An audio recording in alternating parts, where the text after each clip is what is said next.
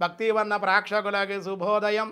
20/12/2023 స్వస్తి శ్రీ చాంద్రమాన శోభకృత నామ సంవత్సరం దక్షిణాయనం హేమంత ఋతువు మార్గశిర మాసం శుక్లపక్ష అష్టమి బుధవారం. అష్టమి మధ్యాహ్నం 1:56 వరకు, ఉత్తరాభాద్ర నక్షత్రం రాత్రి 1:40 వరకు, వర్జం ఉదయం 12 గంటల మధ్యాహ్నం 12:11 1:41 వరకు, దుర్ముహూర్తాలు ఉదయం 8:39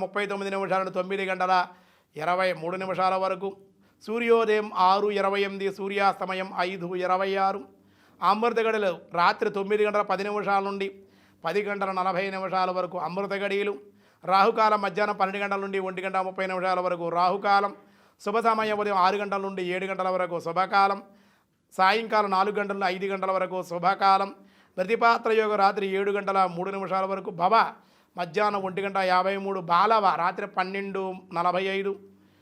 ఈరోజు అష్టమి కాలభైరవ అష్టమి.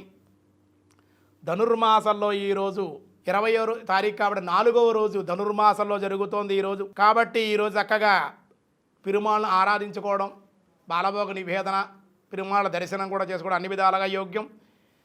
ఈరోజు కాలభైరవ అష్టమి. కాలభైరవుడిని విశేషంగా ఆరాధించడం, కాలభైరవుడికి కుక్కలకు చక్కగా రొట్టెలు, చపాతీలు, గారెలు దండ వేయడం చాలా విశేషం. మనకున్న సర్పదోషాలు, రాహుకేతు దోషాలు, ప్రారబ్ధ సంచిత ఆగామి దోషాలు, తీవ్రమైన గ్రహాల తీవ్రత, ఏ పని పూర్తి కాక ఉండడం, అలాగే మనం చేసే కుక్కలను చంపడం, ఇలా కొన్ని యాక్సిడెంట్లు, వాహనాల ద్వారా చేసే దోషాల పరిహారం కావాలన్నా కాలభైరవుని అర్చించడం, కాలభైరుడు గారెలు దండ వేయాలి ఈరోజు. వేసి కాలభైరుడు రొట్టెలు, ఈ గారెలు కూడా కుక్కలకు పెడితే, సునకాలకు పెడితే చాలా మంచిది. దేవరాజ సేవ్యమాన పావనాగ్రి పంకజం వ్యాల యజ్ఞసూత్రమిందు శేఖరం కృపాకరం నారదాది యోగు బృంద వందితం దిగంబరం కాశికాపురాదినాథ కాలభైరవం భజే, కాలభైరవం భజే, శ్రీకాలభైరవం భజే అని కాలభైరవ దండకాన్ని, స్తోత్రాన్ని కూడా చేయడం వల్ల అన్ని విధాలుగా విశేషం.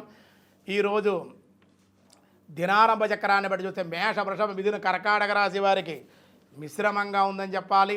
అలాగే సింహ, కన్య, తుల, వృశ్చిక రాశి వారికి కూడా మిశ్రమంగానే ఉంది. ధనస్సు, మకర, కుంభ, మీనరాశుల వారికి అనుకూలంగా ఉందని చెప్పడం జరుగుతోంది. భగవద్గీతలో ఏకాదశోధ్యాయుల కృష్ణ పరమాత్మ ఏం చెబుతున్నారో చూద్దాం. పార్థాయ ప్రతిబోధితాం భగవతాం నారాయణేన స్వయం వ్యాసేనాగ్రదిత పురాణ మునినా మధ్యే మహాభారతం అద్వైతామృతవర్షిణీం భగవతీం అష్టాదశాధ్యాయిని అంబా త్వామనుసందదామి భగవద్గీతే భవద్వేషిణి మాతే వ్యదాచ మాచ విమూఢభావో దృష్ట్వా రూపం ఘోరయిద్మం వ్యభేతిభిః ప్రీతమాన పునస్తం తదేవమేవ రూపమిదం ప్రశస్త్య.